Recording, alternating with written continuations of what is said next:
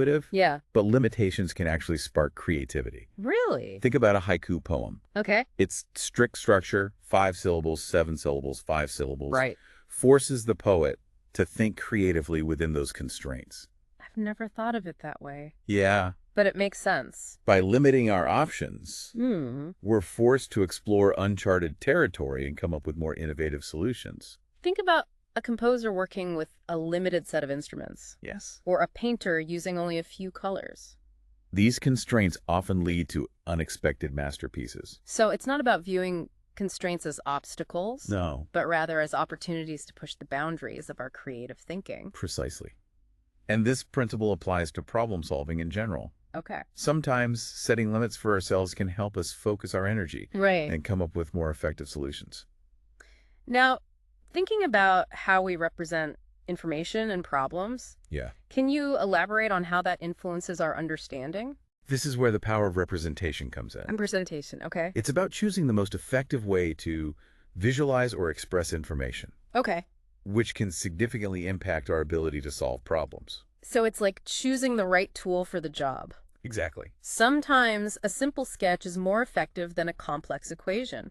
Let's say you're trying to explain a complex idea to someone. Okay. Would you use a dense paragraph of text, a visual diagram, or perhaps a real-world analogy? Right.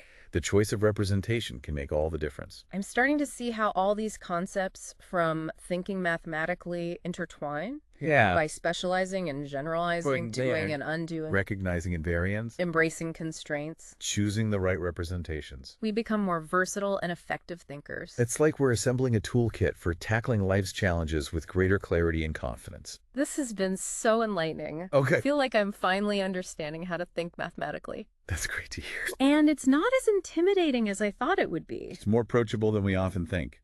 Well, I'm ready to dive deeper. All right. What other treasures does this book hold? In the next part of our deep dive, we'll explore one of the most fundamental, yet often overlooked, aspects of mathematical thinking: the art of asking questions. I've always thought of math as being about finding the right answer, you know? Right.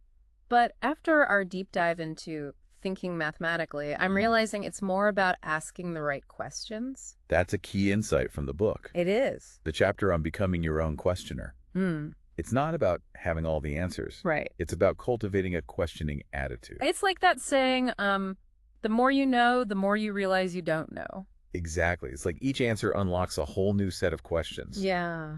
It reminds me of those mystery novels Okay. where solving one clue just leads to a deeper, more intricate puzzle. The book actually uses a mystery analogy It does. to illustrate this point. Mm.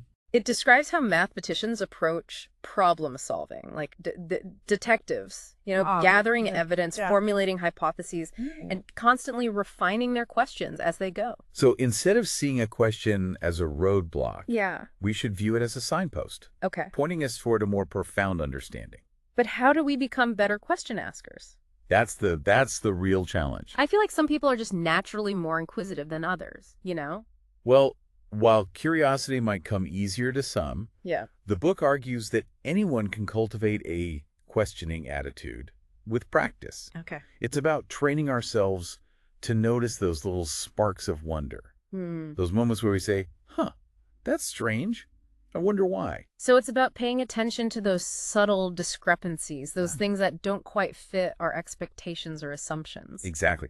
The book talks about the importance of awareness of change, which is like having a heightened sensitivity to the world around us. It's about noticing the unexpected, Right. the unusual, the things that make us tilt our heads and say, that's interesting. It's like those times when you're walking down the street and you spot a peculiar shadow Yeah. or hear an unusual sound. Instead of just dismissing it, Right. you pause and ask yourself, what's causing that? Those seemingly insignificant observations can often lead to the most fascinating insights. Absolutely. The book gives an example of the author noticing a new type of seesaw A seesaw.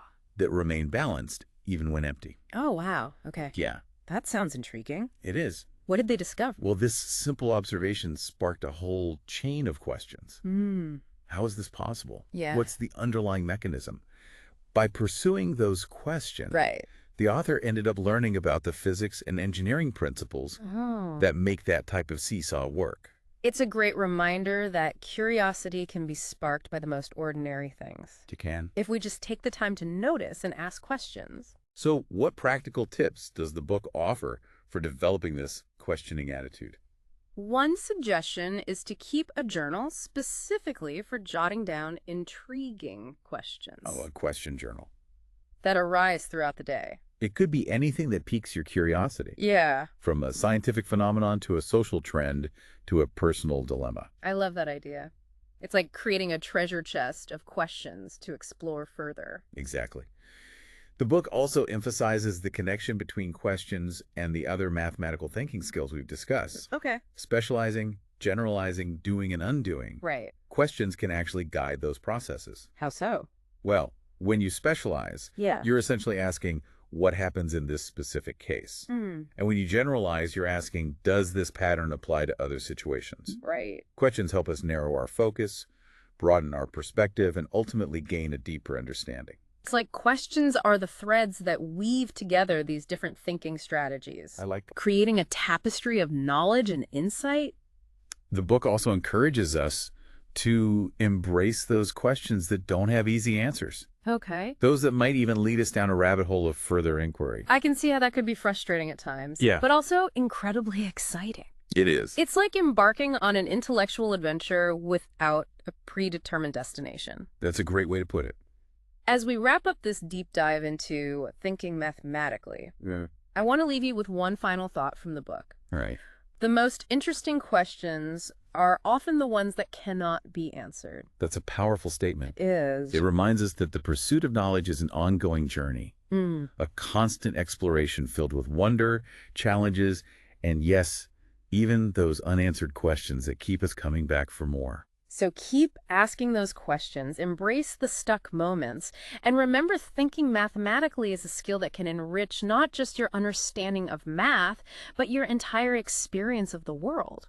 Thank you for joining us on this incredible deep dive into thinking mathematically. We hope you've discovered some new mental tools, sparked your curiosity, and gained a fresh perspective on the power of mathematical thinking in everyday life. Until next time, keep exploring, keep questioning, and never stop learning.